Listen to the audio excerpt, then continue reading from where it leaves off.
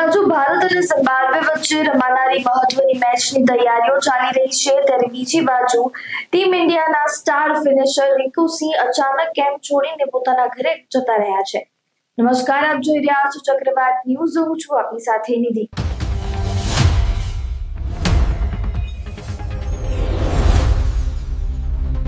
Media reports અને સૂત્રોના જણાવ્યા અનુસાર રિંકુ સિંહના પિતા ખાનચંદ સિંહની તબિયત અત્યંત નાજુક હોવાથી તેઓ તાત્કાલિક ઘરે રવાના થયા છે. ચેન્નઈમાં ટીમ ઇન્ડિયાના પ્રેક્ટિસ સેશન દરમિયાન રિંકુ ગેરહાજર જણાતા આ સમાચાર વાયુ વેગે ફેલાઈ ગયા હતા.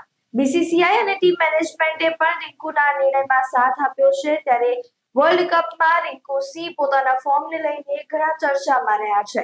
આગળની મેચમાં પણ તેમને રમવાનો ચાન્સ મળ્યો, પરંતુ તેઓ કુલ મળાવીને 24 રન જ બનાવી શક્યા છે. પરંતુ ટીમ મેનેજમેન્ટને રિંકુની ફિનિશિંગ સ્કિલ પર ભરોસો હોવાના કારણે તેને દરેક મેચમાં રિપીટ કરવામાં આવી રહ્યા છે.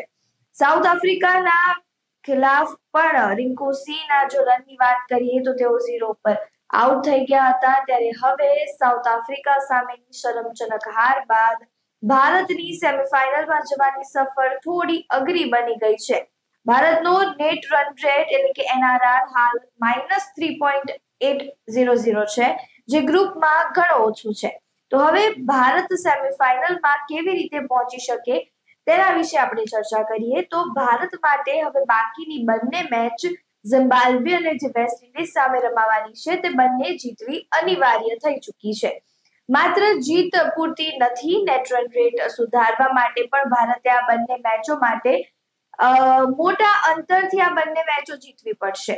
પરંતુ અહીંયા હવે ભારતને બીજી ટીમ પર પણ આધાર રાખવો પડશે, કારણ કે સાઉથ આફ્રિકા અને વેસ્ટ ઇન્ડિઝ ઓલરેડી ટોપ 2 છે. તેમને બંને એક મેચ તેમની જીતી ચૂક્યા છે અને આવતીકાલે West Indies versus south Africa અને ઝિમ્બાબ્વે વર્સિસ ઇન્ડિયાની મુકાબલો છે. એટલે કે કાલે જે દિવસ રહેવાનો છે તે ભારત માટે એક નિર્ણાયક દિવસ રહેવાનો છે T20 વર્લ્ડ કપમાં. હવે જો સાઉથ આફ્રિકા પોતાની બાકીની મેચો જીતી જાય છે ને ભારત પણ પોતાની બંને મેચ જીતે છે તો ભારત 4 પોઈન્ટ સાથે આરામથી ક્વોલિફાય થઈ જશે.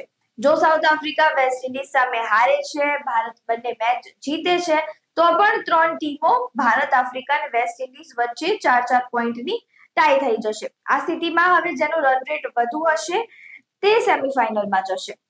ત્યારે આમ એક તરફ રિંકુ સિંહની ગેરહાજરીથી ટીમની બેટિંગ લાઇનઅપમાં ફેરફાર થઈ શકે છે, તો બીજી બાજુ ભારતીય ટીમના પ્રદર્શનને લઈને લોકો હવે ચિંતામાં છે. હવે અહીંયા અક્ષર પટેલની પણ વાત કરવામાં આવી રહી છે. લોકો એવું કહી રહ્યા છે કે વાઇસ કેપ્ટનને હોવા છતાં પણ અક્ષર પટેલને કેમ ચાન્સ નથી મળી રહ્યો. શું હવે ઝિમ્બાબ્વે અને વેસ્ટ ઇન્ડિઝ સામે અક્ષર પટેલ રમતા દેખાશે કે નહીં, એક મોટો પ્રશ્ન લોકો માટે ઉભો થઈ રહ્યો છે. ત્યારે આ સમગ્ર બાબતે અક્ષર પટેલ શું ઝિમ્બાબ્વે અને વેસ્ટ ઇન્ડિઝ સામે રમશે, ભારત જે ટીમ મેનેજમેન્ટ છે તેમને અક્ષર પટેલ રમાડશે કે નહીં, તે સમગ્ર બાબતે તમારું શું માનવું છે તે અમને કમેન્ટ બોક્સમાં જરૂરથી જણાવજો. નમસ્કાર.